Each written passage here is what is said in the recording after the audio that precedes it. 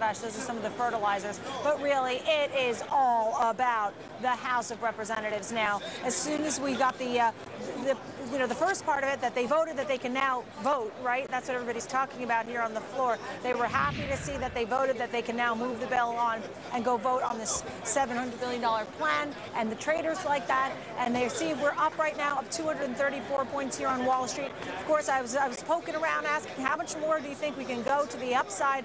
You know, some people certainly expect us to move higher, but other people quoting and noting the fact that we were at 14,000. Anybody remember that? But anyway, so right now we're at 10,716, and traders doing a lot of their own technical analysis here, but certainly the up volume seriously outpacing the down volume at this time, with a ratio of about 3-to-1 right now at 11:18. But in about an hour from now, everybody, I would anticipate, just like on Monday when everybody was gathered here watching our program, we're all going to be watching very closely to see those votes coming in one by one.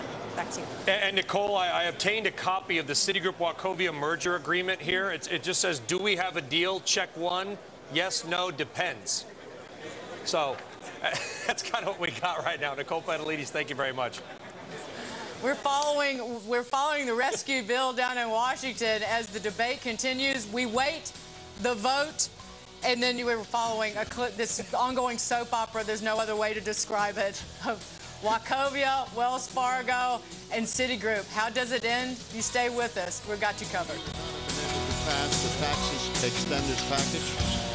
Vocabulary is the ammunition in your armory that will take you from victory to victory in the ongoing war for success. Words are the means with which to achieve the end.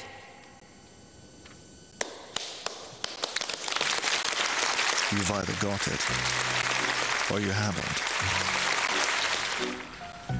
Make it happen. RBS, the Royal Bank of Scotland Group. Today, the big wait for the big bailout as the House prepares to vote. Our team has live coverage and market reaction. Stay with us as events unfold. We own this story. Ah, the peaceful and relaxing sounds of nature. If you're still using dial-up because you thought high-speed internet wasn't available where you live, think again. Think HughesNet. High-speed internet by satellite with the fastest speeds ever offered. Why settle for less? HughesNet uses advanced satellite technology, not your phone line. There's no dialing in, no tied-up phone lines, no missed calls, and no more waiting. The key benefit for me is the speed. This is so much faster for me than dial-up was. It's freed up a lot of my time. This is HughesNet. This is dial-up. If you're on dial-up, guess what? You're still waiting. Why settle for dial-up because of where you live? High speed is available today with HughesNet. Get free standard installation when you order now. Call 1-800-622-0149 or visit 22hughesnet.com. All right, welcome back. If you're on the West Coast and just tuning in this morning, it's about 8:20 in Los Angeles and San Francisco. Here's what's happening right now. The House is debating the rescue plan bill. Earlier, they approved what's called the rule. Basically, just got the thing up for a vote. So they will be voting. We expect it, and you never know with Congress because their clocks work a little bit different than probably everybody else's out there. The vote should take place starting around 12:15. Fox Business got you covered all day long on the vote. But here's some new news for you. In about 8 minutes, Majority Leader Steny Hoyer, he's a Democrat from Maryland, is going to have a press conference at 11:30. So we may get more insight into whether or not the Democrats and the Republicans, for that matter, were able to pick up enough new votes that can make up the gap for the bill that failed by about 12 votes on Monday. So a couple new developments. We got you covered all day on Fox Business. This all goes back to our economy, the United States economy, and it looks increasingly weak. Companies shedding workers at the fastest pace in more than 5.5 years. That job loss of 159,000 jobs in September. But to break down what the future looks like, this is his business. John Challenger is CEO of the outplacement firm Challenger Gray and Christmas. John, great of you to join us on this day full of news. But, John, we looked at those numbers, and there was surprising weakness really in almost every area of job creation, particularly even services. I want to know, even in the last couple of weeks, have you seen the mood change among employers, and is it going to get worse from here? It certainly seems to be. This bill that may pass today is no panacea. It's not necessarily going to fix things because the economy has been taking a nosedive from a job standpoint. Before the credit crisis, this latest and worst iteration of it happened, it was already we were losing jobs by leaps and bounds. So we saw 160,000 jobs this report lost. That's 9 months in a row. And it started to bleed into Main Street. We saw retail. I think that's a real concern. Drop 40,000 jobs, double the average that we've been seeing. And with the big holiday season coming up, the consumer just may be tapped out. John, what about the holiday season? That's one critical indicator we should be watching is staffing over the Christmas. Yeah, we're seeing that retailers are going to be very cautious about adding on extra staff for this season. They're watching the consumer who, can't pay his or her mortgage. It's very expensive to put gas in the car, and so they're worried. And if that consumer spending, really takes a hit this holiday season, it's going to be tough. Even if banks start to lend more money out to small businesses, they're just not creating jobs either. Really, the focus of job creation in this country comes there, and yet they can't get money to fund their expansions. Hey, John, it's Brian Sullivan. Listen, the one bright spot was healthcare, right? The healthcare industry continues to grow and add jobs. So people out there are looking for a job. They may want to look at healthcare, right? Yeah, healthcare and maybe energy, mining. Those are the areas of the report that suggest, that there's something still standing in this economy. John, what are you hearing from employers, from corporate executives across the country about credit tightening for them? Because it's something we're trying to make it clear to people across the country that when we talk about commercial paper, that does have a real-world impact on businesses and on individuals. So what are you hearing? Well, it's just crucial. Executives are saying, how can I go out and develop this new product or go into this new market, which is how jobs get created, when I can't borrow the money to do that. I can't get the credit or put out commercial paper to fund those expansions. And so, as this economy, the gears get stuck, it means that job security is increasing. More and more of us are worried about whether or not we're going to have the job, come the end of the year. And that means we've got to also then pull back on our spending, which makes matters worse. Are you seeing, we keep bringing up confidence, really the intangible, how people feel, how leaders feel. Are you seeing companies that are perfectly healthy, have good, perfectly sound credit and balance sheets, but unwilling to hire, even considering layoffs because they're just simply worried? Well, as a business leader, that you have to look out 6 months or a year and say, where's my business going to be? Have the risks gone up? Do I really want to consider that, growth that I might have wanted to do, even though my business is healthy, given what might be happening out there in February? Prudent business leaders are saying, I can't take that risk right now. I know my gut tells me that the risks are way up. And so that kind of pessimism, that business lack of confidence, as well as what we see on Main Street, makes it more difficult for them to go out and create jobs. John, thanks for being here. Good to see you as always. Great insight. John Challenger with Challenger Grand Christmas. Take care. The debate is going on in the House. The vote's expected to start in about 45 minutes. And in a couple of minutes, we've got a press conference with the House Majority Leader. All that happening right now. You're watching Fox Business or listening on XM Channel 128. Don't go anywhere. It's just that kind of day. We're back right after this. What I will be doing...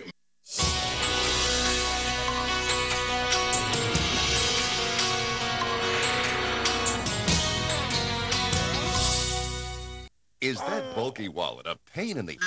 Do you struggle to find your cards, ID, and cash? What you need is the Slim Clip, the amazing new wallet that holds everything you need in less than half an inch. Now go from bulky and fat to slim and compact. Slim Clip is sleek and ultra thin to comfortably fit right in your purse, bag, or pocket. From credit cards to cash, you'll always find it fast. The secret is the patented double-sided grip-tight clip that securely hold up to 30 bills on one side and 6 credit cards on the other. And unlike leather wallets that stretch out so everything everything falls out. With Slim Clip's special raised edges and locking clips, you can shake all you want and nothing will ever fall out. Slim Clip is engineered from durable stainless steel, so no matter what the abuse, you'll have a lifetime of use guaranteed.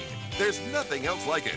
This is small, compact, it fits in a pocket. I could carry it with me wherever I could go. I like the Slim Clip a lot better. It's smaller, it's easier to get in and out of your pocket, and this is just a pain in the butt, literally. And here's something a regular wallet can't do. Slim Clip business cards right to your briefcase, or clip it to your car visor to hold parking stubs and insurance cards. Stop the pain from bulky wallets and stop searching for what you need. Order your Slim Clip that holds everything you need in less than half an inch for the incredible TV price of just $10. It comes with a lifetime replacement warranty. If it ever breaks or bends, we'll send you a new one, no questions asked. Plus, it makes a great gift any time of the year. As a special bonus, we'll include this super bright keychain light to light door locks, read menus, and much more. Yours free. And here's the best deal on TV. Call right now, and as a free gift, we'll send you a second Slim Clip plus a second keychain light as a bonus. Just pay separate processing and handling. That's 2 Slim Clips and 2 keychain lights for the same incredible price of just $10. Order now. Call 1-800-799-9565 to order Slim Clip for $10 and receive the double offer free. That's 2 Slim Clips and 2 lights free. Just pay separate processing and handling. Call 1-800-799-9565. You are looking live at the House of Representatives down in the nation's capital. We are waiting for a vote on the rescue bill as debate continues there. That vote could come just after noon, maybe 45 minutes from now. 218, that is the number that you want to watch for. That is the majority that people are looking for to pass this rescue bill. It's a very different rescue bill than the one that the House voted down on Monday. $150 billion in additional tax incentives, extenders, on top of the $700 billion rescue plan aimed at shoring up the nation's financial system, really the global financial system, and getting lending going again. So we wait, we watch the vote, and coming up as we speak, Steny Hoyer, the House Majority Leader, is expected to hold a press conference just moments from now. He's a Democrat, House Majority Leader, Democrat from Maryland. We're anxiously awaiting to hear what he has to say about the votes that have, well, stuck with the Democrats, maybe even new people who will vote in favor of this bill. That's right, and we may have to jump into that Steny Hoyer press conference when it begins. For now, though, let's get a wrap-up on some of the comments that are made inside the debate. Rich Edson, anybody making any powerful statements or giving us an indication of which way they might, might go? I mean, Palin or Biden last night, do they feel like they can drum up the votes? Well, Brian, the question last night and leading up to last night was whether one of these folks was going to either be condescending on the part of Senator Joe Biden or whether we were going to expect another rough week like Governor Sarah Palin had with national interviews. Instead, what you got was that they both passed the test, and they both really didn't make all that much noise, not too many gaffes, not anything that you might see on YouTube. On the other side, though, they were speaking to folks in the United States about what's going on in the economy. And, of course, that $700 billion package that everyone has their eyes on right now was a topic of conversation, both taking an opportunity to point the finger at blame. Here's what they said. Was it the greedy lenders? Was it the risky homebuyers who shouldn't have been buying a home in the first place? And what should you be doing about it?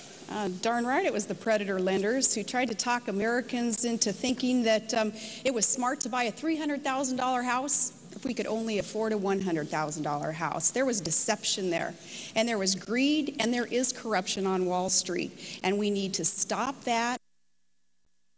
John wants to add $300 billion in new tax cuts per year for corporate America and the very wealthy, while giving virtually nothing to the middle class. We have a different value set.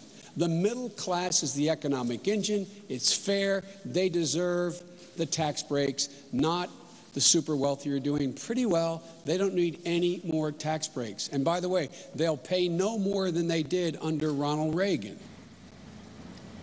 As you'd heard right there, Senator John McCain is the one who was the object of Senator Joe Biden's attack. As for Governor Sarah Palin, as you can imagine, she attacked Senator Obama and his economic plan. They really took on the economic plans of their running mates and bantered back and forth. Back to you. All right, Rich Edson in St. Louis. Rich, thank you very much. Well, our next guest says we should just tell you that we're waiting for a press conference. Well, step up, Steny Hoyer. He is the House Majority Leader to speak on this rescue bill. But our next guest says he's detested the original rescue bill, but he voted for it in the House, and today he plans on voting for the revised rescue bill. Joining us now to offer some perspective is Republican Congressman Kevin Brady of Texas. Congressman, thank you so much for being here. The real question is, have any of your brethren from the state of Texas, fellow Republicans, changed their vote as well? You know, I think there will be several who voted no and are going to vote yes today. They feel like two things: the bill has improved, and secondly, they've heard a lot of comments back home from families and small businesses who thought this was just a Wall Street problem, but now they know that it's going to affect them in a big way. So I think both those reasons.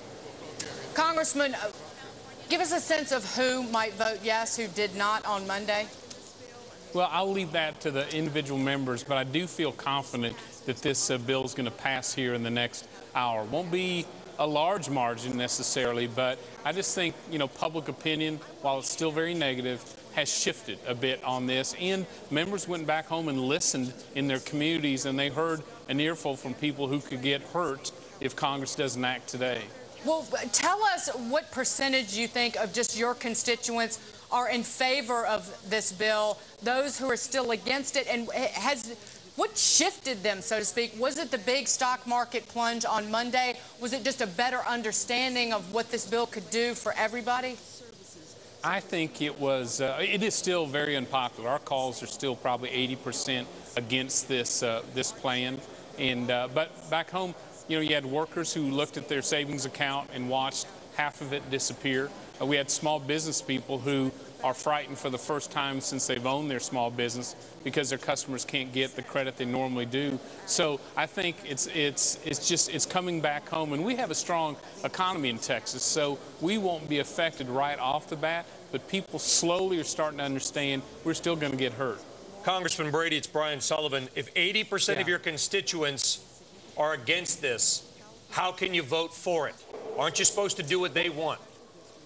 Well, my thought has been that you're here to represent not just their opinion, but their interests. And that means you listen to them, but you do your homework and you use your judgment. And then you go home and tell them why you made that decision.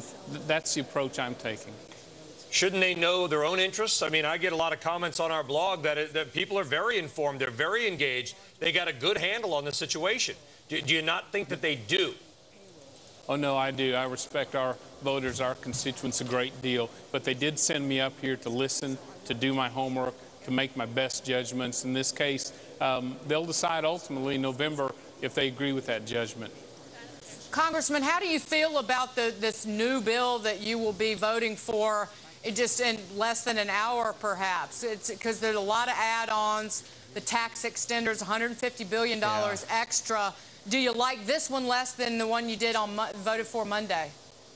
Well, I think the FDIC is an improvement in there. I think the marketing statements are helpful for members of Congress up here. But actually adding the tax relief, while we would have supported it any other time, I think that's actually made this harder to swallow for the American public. It just looks like Congress is porking it up again, just doing the same thing they always do to buy some votes. I think that actually has made it harder for some House members who do support this to vote yes again. So it's a mixed bag.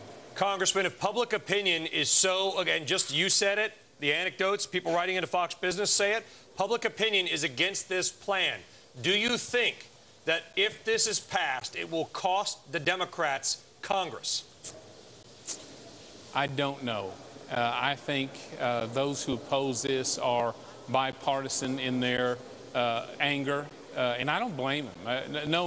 No one wants to bail these firms out, especially using tax dollars. But I think between now and Election Day, members like me who've supported this are going to have to do a lot of education, a lot of explaining about why we did it. And the party that can do that best, I think, prevails.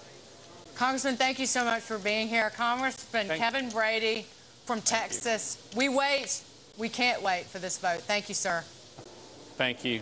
I'll tell you what, a lot of Congress people are going to lose the elections based on this. It's going to cost a lot of Congress people out there their jobs. They're going against their constituents. Unless you continue to market and push why this bill mattered. He said 80% are against it. I know, but people could change their minds. If you vote for it and then you go home and say, here's why I voted for it, and you communicate even better than the lawmakers already have. I'm just going on anecdotes that people have written in. I know. They've written into you and me, and believe me. I know, but I can tell you on the ground in the South that on Monday, that market fell 777 points. Those phone calls, at least some of them, they did change. But it came back 500, remember, on Tuesday. All right, well, let's stop. We'll figure it out. The debate, hey, the vote's coming up at 12:15.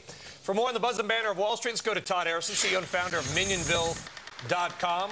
Todd, there's no news today. Anything to say? I mean, what's happening? How about those Cubs? Yeah, how about those Cubs? You know, the conventional wisdom on Wall Street is that we're going to see a sharp rally with a bailout, and we're going to sell off hard if we don't get a bailout. You know, remember, the greatest trick the devil ever pulled was convincing the world that he didn't exist. I think there's going to be unintended consequences both ways, and I think you need to be very conscious of the two-sided risks